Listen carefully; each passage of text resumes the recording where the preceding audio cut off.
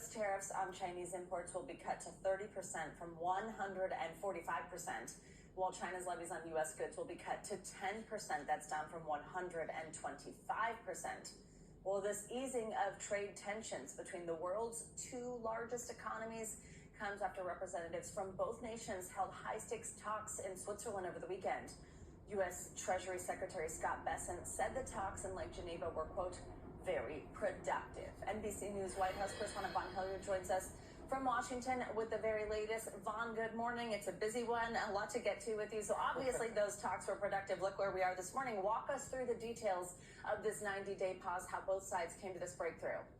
Right, very productive in terms of de-escalating what was an astounding trade war between these two trading partners.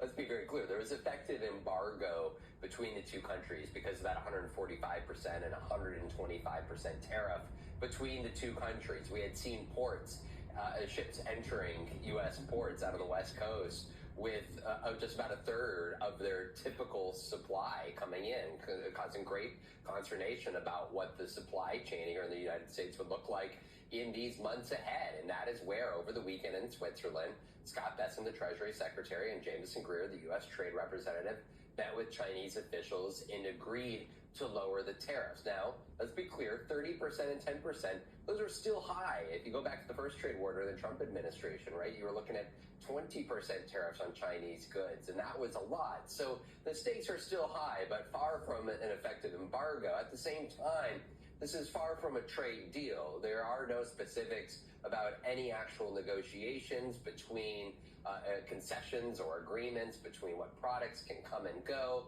more effectively between the two trading partners. So there's still a long way to go, but at least for now, despite President Trump for the last 2 months saying he would not draw back these tariffs, that's exactly what this Trump administration agreed to do here over the weekend, which will, of course, have great impact here in the hours ahead when it comes to companies here in the way that they view their business here going forward the rest of this year.